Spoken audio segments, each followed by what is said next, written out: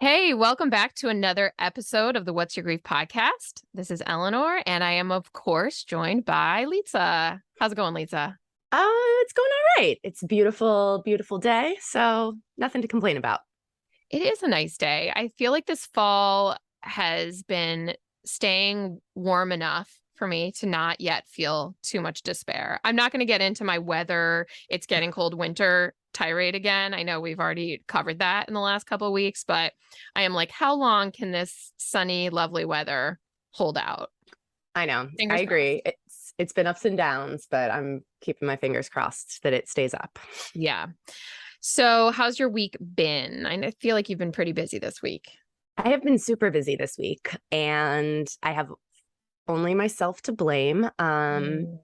because I really miscalculated my continuing education for my license renewal. And though I won't get into all the weeds of how license renewals work, but there's a certain number of credits that you need to have through online and a certain number that you need to have through live, interactive trainings.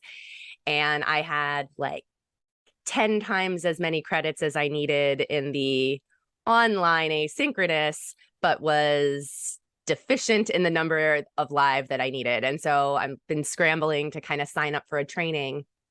And I ended up signing up for this 2 full day training this week that I didn't anticipate would take up 2 days of my week. But it's ended up being really good. I mean, it was stressful in that I unexpectedly ended up in 2 full days of training, but it's been really good. I signed up for something that was a little outside of my usual comfort zone, which I guess in terms of continuing education is a good thing. Like you should Mhm. be pushing and learning. But it was a 2 day trauma training with a woman, Ariel Schwartz, who's done a lot in complex PTSD, but she specifically does a lot of work with like somatics of trauma and sort of a lot of body physiology stuff.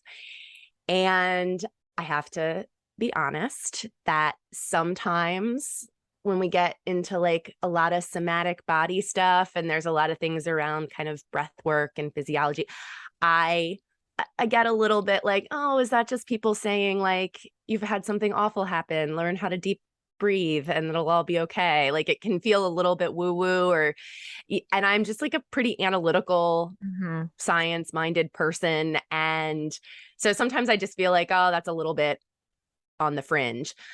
But the training ended up being great. Her perspective, she's really, really kind of science driven and really into the neurobiology and neurophysiology of why this all happens, what's going on with our sympathetic and parasympathetic nervous systems, how stress and trauma really manifest in the body, and then explaining these different somatic techniques and why they actually have this real impact. Um, Mhm. so it ended up being really useful. Like it was something where I thought, oh, this has challenged me a little bit in terms of my thinking of really going, oh, I probably shouldn't have been so dismissive about this now that I'm understanding the science behind it a little bit more. I really Yeah. appreciated it a lot more. So it turned out to be really Mhm. good. It was one of those moments where I probably took a course I wouldn't have otherwise, and I'm really glad I did. So yeah, that's it. Yeah, I can relate a little bit to what you're saying. I've definitely been somebody who will intellectually validate certain tools, but then for my own life, not necessarily feel that they'll be useful. And even though I will have conversations with other people, I'm thinking of one I specifically recently had, talking about anxiety attacks, panic, things like that. And I was talking to people who expressed some of the stuff that you were saying, some of those barriers, like it's not really going to help. It's a little too woo woo. I think we typically tend to underestimate, not everybody, many people, myself, a lot of people I know tend to underestimate that mind body connection. a little bit. And like you were saying, I think when you start to understand how some of our responses are rooted in physiology, we then can step back and say, okay, well, then it would make sense that there would be a tool rooted in physiology, like deep breathing, things like that to calm down our systems and things like that. I also think something that one of the people I was talking to expressed is just like when I'm spiraling, on the verge of having a panic attack, somebody telling me to breathe is like, so it's not only feels useless, it feels maddening, right? Because in that moment, you're like, that's your solution. This is a big, scary, overwhelming experience. And that is like the smallest little seemingly inconsequential thing. And I think we talk about this with grief all the time.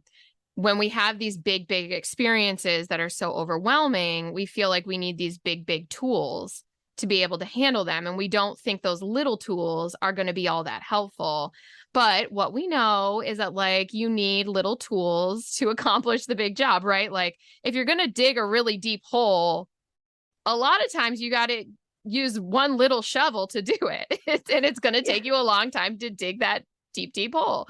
No, Um, I think that's so totally true. And I think that, it's funny, like I completely agree. And even our idea that it's little is really interesting, like because literally like our breath is a large part of what keeps us alive.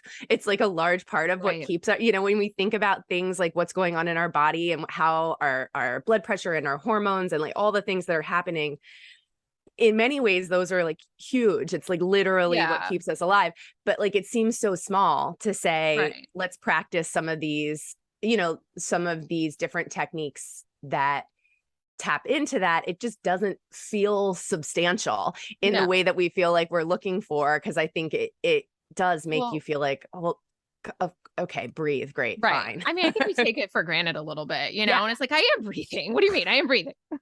you know, I just Yeah. think in those moments, it just feels very much like, get out of here. And I think if we can acknowledge there's a barrier for us, I can surely see why it would be true for a lot of other people.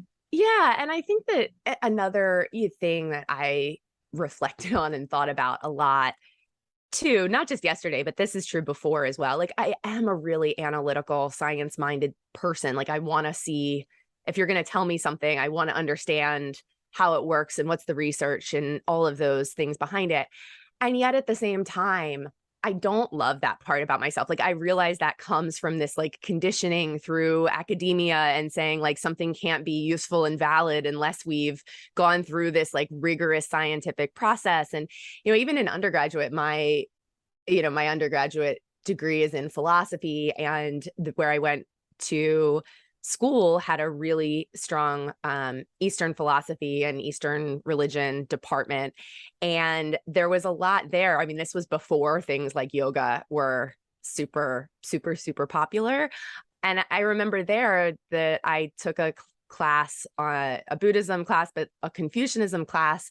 And the professor of that class did a lot with Eastern medicine. I remember talking to his wife about her childbirth when they lived in China and like how Chinese medicine worked in labor, and how when she came here to the States and had another child living in the States, she wanted to incorporate some of the things into the hospital, into her labor here, and how they were like completely dismissive and did not want to let her do anything. And it was very much rooted in this, like, that's not scientific, that's not real, like your Eastern medicine isn't real. And she's like, those were the things that were incredibly helpful in my labor there that I felt like were absent and like would have helped so much Mhm. here if I'd been able to get them. And so I've always felt like it's not healthy to necessarily dismiss things out of hand just because our system hasn't decided to do research. We decide where we're going to put our time and energy and where and why we're going to research things. But I do know that that is built into my lens. And it's like, I do believe in science and research and that we need it, and we need evidence-informed practice. And I also don't want to be one of those people who just like Yeah. dismisses things out of hand just because we don't have all the scientific research. Well, right. I think that there's like a sweet spot here where we want people in ourselves to be open to new things, to trying new tools, to not dismissing new tools just offhand. But we also think that people should recognize the things that are right for them, and if you know that you're somebody who's never going to be able to sit and take meditation seriously or go do yoga, that's okay. So I do think that there's this sweet spot where we push ourselves a little to open ourselves up to things that we think we could use, that we could buy into, and then also just be realistic and be, not be hard on ourselves for not wanting to do everything or try everything or do the thing that worked for our neighbor or our friend. So I think that actually this kind of ties to what we wanted to talk about a little bit today. Yeah, it really does. That was like not fully planned in some way, but you're right. I think it does lead right into the topic. All right. So what we wanted to talk about today actually comes from a question submitted by a reader. So this question is basically about grieving as a family, I think, is how I interpret it. But we are going to share the question in sort of a summarized way because we want to de-identify it as much as possible. But I will read you one sentence and then I'll share you a little summary. So the basic gist, the sentence that I wanted to read you, is that this reader would like to know how to handle the people in your life who mean well, but also make you feel like a total pariah in your own grief journey. And so basically the summary is this. The writer has a couple of siblings and they lost their dad. I don't know when, I don't know the time frame, but I believe it was this year. And so basically it seems like all the siblings are obviously grieving the same person, but have a different way of experiencing and expressing and coping with their grief. So the writer is somebody who really wants to be able to talk about and recognize the wide range of experiences associated with grief, both the experiences that might be connected with positive memories, things like that, but also some of the more painful experiences. And what she's finding is that her siblings are meeting her with an attitude of sort of, you're being a Debbie Downer. Don't focus on the negative stuff. You need to choose your attitude, find your gratitude, and just remember those good times. So it seems like both siblings are kind of taking that approach, one a little bit more than the other. And so she's really feeling like they're going to a place of immediately trying to focus only on the positive. So that is the basic summary. Yeah, and I'm glad this question came in because I think that this dynamic, maybe not exactly this dynamic, but variations of this grieving differently within the family dynamic is such a huge challenge in grief.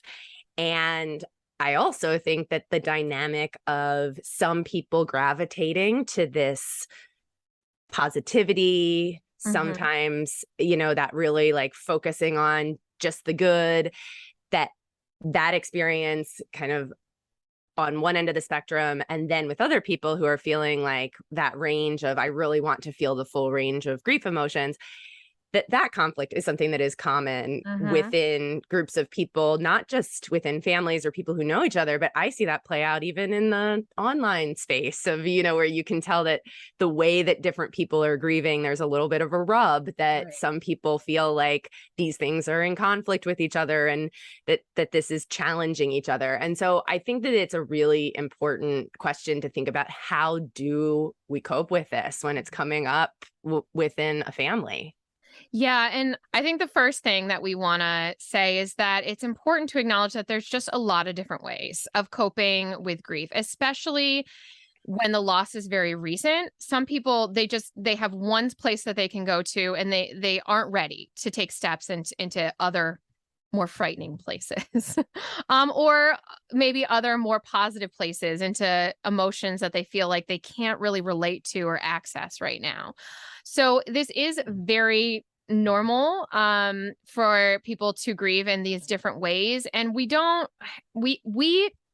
based on emails and based on, sitting here doing this podcast, we don't know what people are actually feeling or thinking below the surface. So I guess all we can do is say that we can't know whether anyone is using things like toxic positivity or bypassing their pain. We do know sometimes when people are going straight to that only positive space that that's what's going on. We can't know that for sure. But I think just thinking about what the writer said, really, whether that's working for the sibling or not, it is bypassing her pain or suggesting that she should bypass her pain.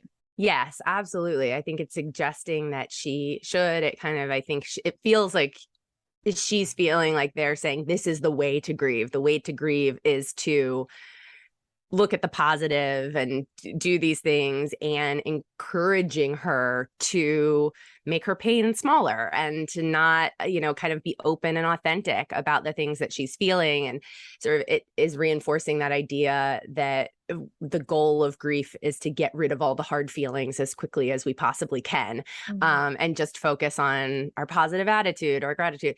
And so I think that being able to bring ourselves back to our own grief, whatever that looks like, and saying there is no one right path. I can remember that we're all different people who had different relationships with our dad. We have different coping styles. We have different ways of being in the world.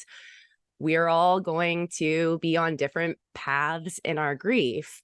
And that's okay. It's okay for me to believe in my own path and to believe in my own way of moving forward, but also not get so attached to it that I can't be open to the fact that other people are grieving differently and that what they're doing may be working for them, even if I don't fully understand it and it's not working for me. It can be hard when those push up against each other, I think, or if they feel like they're in conflict with each other. It is one of the bigger challenges. Yeah, I definitely think that that's true. And I think it's really tough in families because I do think families are used to rallying the troops and getting together to be there for each other when hard things happen. And so when a loss happens and all of a sudden everybody's going in different directions on different paths that feel very narrow and that don't have room for you necessarily. I think that can be a very isolating and lonely experience. All of a sudden, you're not quite sure who to turn to. I think, like you said, you can bump up against each other a little bit. Like I'm imagining if the writer is feeling I have all these emotions and why am I the only one who has to like really struggle with these emotions. Her siblings' responses can make her feel like maybe she's not doing grief the right way, maybe she's failing, maybe there should be a little shame or guilt attached when none of those things are true, right? She's feeling her feelings and they're not good or bad, right or wrong, they are what they are.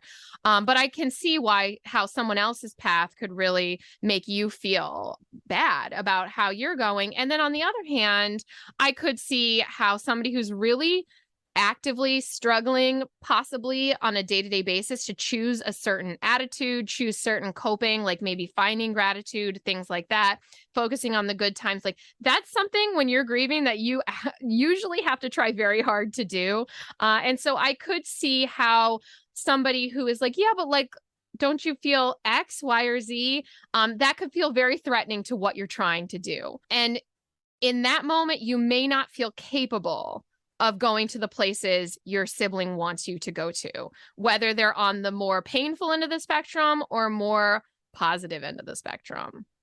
Yeah, I think that is exactly the challenge, is that in this situation, there is a little bit of a rub, where each person might feel like this is hard, right? It's hard to feel the full range of feelings. It's hard to feel my pain and be open about it. And, that's really tough. And now you're making it harder for me by dismissing it with your your positivity or your gratitude. And exactly as you said, on the other end, positivity and gratitude is hard work. Being able to work on those things. And so that can feel like a threat. I think with families, we often see that we want the relationship that's existed. If it was a good sibling relationship or a good family relationship, we want to believe it's going to weather every single storm in the exact same way. And I think one of the things that can be helpful to remember is that we can't always be all things to all people. Another person can't always be all things to us. And sometimes in life, there are going to be these moments where, even as family, even if we've always been there together for each other in the past, that there's always going to be moments in life where maybe our sibling isn't going to be the best grief supporter for us and vice versa. And that doesn't mean that we're failing as siblings. It doesn't mean that, we didn't actually have as good of a sibling relationship as I always thought we did, because now suddenly we're not able to support each other in the same way. Sometimes it just means this is a space where our paths look a little bit different, and we can still love and care and support one another in certain ways, but we may need to, in other ways, find other people who are going to be able to meet certain needs for us. And we might need to be honest with ourselves and with each other about what needs we can meet for each other and what needs maybe we can't. And then how do we find other supporters to fill in some of those gaps? I think about just how scary a time it can be for a family when you lose a family member, and especially for kids who lose a parent, who always maybe felt like they had that parent walking alongside them, to now feel like, do I even have my siblings walking alongside me? Am I really just going to have to go at this alone in life? It's a really tough time for families, no matter who it is who's died, because there's a lot of changing and shifting that has to happen within that family. So I know that this can be a really scary time, but if there are good relationships that are have been maintained and you feel are worth maintaining, I think that there's a lot of hope that you will weather this storm. I think, you guys have there's glue that holds you together, even though you're going down these different paths. And what we often see in families is, and not always, this isn't always the case, but in families is that, the Venn diagram of overlap in terms of how you're grieving and coping can feel very small at first. But after people have had some time and experience and coping, and have learned that they can experience different types of emotions than they were able to experience at first, that Venn diagram, it gets a lot bigger. The overlap gets a lot bigger, and hopefully you'll all be able to exist in a space where all different types of emotions can exist without quite bumping against each other. There's more space for things to bounce around without colliding. You know what I mean? Even if you're not going to experience that gratitude, that's not your thing. And even if your brother is never somebody who's going to really want to be present with his painful emotions, there's more room for those things to kind of float around without causing conflict and colliding. And so I do think that there's hope that in the future things can coexist a little bit more easily, and you'll be able to hopefully maybe not always have the most in-depth conversations that you want to have, but you'll be able to remember your loved one. You'll be able to maybe talk about your